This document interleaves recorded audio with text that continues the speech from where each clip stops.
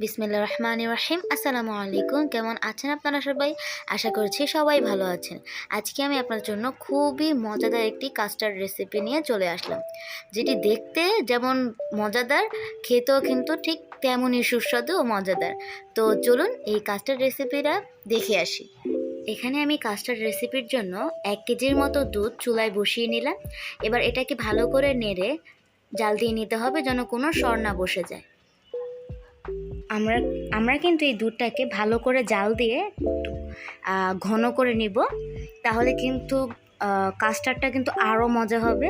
তাই আমি 1 কেজির দুধকে জাল দিয়ে প্রায় হাফ কেজির থেকে একটু বেশি রেখে নিব। দেখুন এটা কিন্তু একটু গরম হয়ে এসেছে, আর দেখতে পাচ্ছেন না হালকা হালকা কিন্তু ঘন হয়ে এসেছে। দুধটা যখন গরম হয়ে আসবে তখন আমি সেখান থেকে 1 কাপের একটু কম দুধ উঠিয়ে নিব। উঠিয়ে রুম টেম্পারেচারে ঠান্ডা করে নিব। এরপর আমি সেটাকে ঠান্ডা হওয়ার পর একটি বাটি নিয়ে নিব। একটি বাটিতে আমি 3 টেবিল চামচের মতো কাস্টার্ড পাউডার নিয়ে নিব। আমি এখানে এই কাস্টার্ড পাউডারটা ইউজ করেছি। এটা কিন্তু সব জায়গায় সব দোকানে অ্যাভেলেবেল, আর সুপার শপেও এটা পাওয়া যায়। এরপর আমি সেই ঠান্ডা দুধটাকে সেটার সাথে অ্যাড করে নিব। এখানে কিন্তু ঠান্ডা দুধটাই অ্যাড করা লাগবে, না হলে কিন্তু কাস্টার্ড পাউডারটা কিন্তু জমাট বেঁধে যেতে পারে। তাই ঠান্ডা দুধটা আমি এখানে অ্যাড করে ভালো করে মিক্সড করে নিব। ভালো করে মিক্স করে নিতে হবে যেন কোনো দানা দানা না থেকে যায়। ভালো করে মিক্সড হয়ে গেলে আমি সেই দুধটার সাথে অ্যাড করে দেব। দেখুন দুধটা কিন্তু আমি প্রায় জাল দিয়ে হাফ কেজির থেকে একটু কম জাল দিয়ে নিয়েছি। আপনারা কিন্তু চাইলে আরেকটু ঘন বা আরেকটু কম জাল দিয়ে নামিয়ে ফেলতে পারেন, তবে বেশি জাল দিলে কিন্তু কাস্টার্ডটা বেশি মজা হবে। এরপর আমি কাস্টার্ডটাকে 3 ভাগে দুধটার সাথে অ্যাড করে দিব। এই সময় কিন্তু চুলার আঁচটা মিডিয়াম রাখতে হবে, না হয় লেগে যেতে পারে।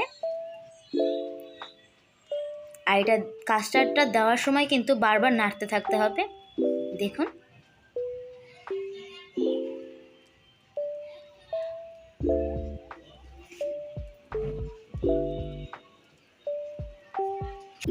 এরপর এটা দেওয়া হলে আমি অনবরত নেড়েই যাব যতক্ষণ না এটা একটু ভালো ঘন না হয়ে আসছে।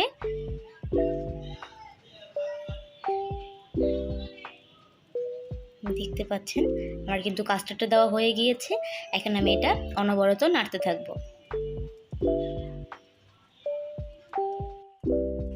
দেখুন এটা কিন্তু প্রায় ঘন হয়ে এসেছে। সেই পর্যায়ে আমি কিন্তু বারবার নাড়তে থাকবো। এই সময় কিন্তু লেগে যাওয়ার চান্সটা বেশি থাকতে পারে, তাই এই সময় ভালো করে নাড়তে থাকতে হবে।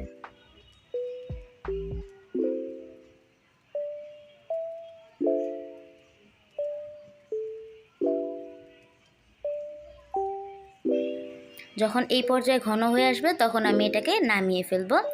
নামিয়ে কিন্তু সাথে সাথে রাখা যাবে না। এটা আমি একটু গরম ভাবটা দূর করার জন্য এটাকে আবার নাড়তে থাকবো। না হলে আমি যদি সাথে সাথে রেখে দিই তাহলে কিন্তু সর পড়ে যেতে পারে, আর কাস্টার্ডটা কিন্তু তখন খেতে ভালো লাগবে না, লামস হয়ে যাবে। তাই এখানে ভালো করে আমি একটু গরমটা দূর করার জন্য একটু নাড়াচাড়া দিব।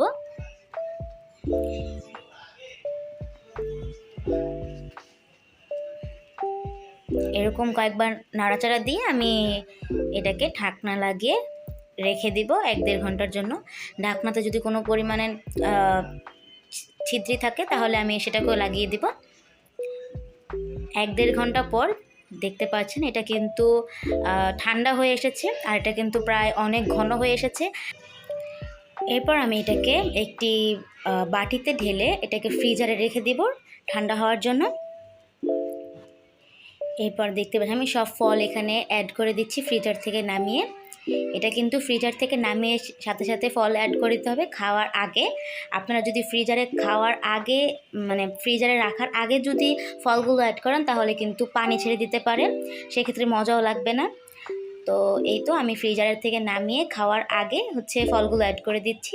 এখানে আপনাদের মন মতো করে আপনারা ফল অ্যাড করে দিবেন, দিয়ে ভালো করে মিক্সড করে নিচ্ছি। দেখতে পাচ্ছেন এটা কতটা সুন্দর, আর এটা দেখতে যেমন সুন্দর খেতেও ঠিক মাশাআল্লাহ তেমনই সুন্দর। এটা কিন্তু আমাদের স্বাস্থ্যের জন্য খুবই ভালো, কারণ এখানে বিভিন্ন ধরনের ফল আছে। তো আপনারা বাসায় অবশ্যই ট্রাই করবেন, তাহলে বুঝতে পারবেন এটা কতটা মজাদার। তো এই তো, আমার ভিডিওটি ভালো লাগলে লাইক, কমেন্ট আর শেয়ার করতে একদম ভুলবেন না। আমার চ্যানেলে নতুন হয়ে থাকলে আমার চ্যানেলটি সাবস্ক্রাইব করে পাশে বেল আইকনটি অন করে দিবেন। সবাই ভালো থাকবেন। খুদা হাফেজ।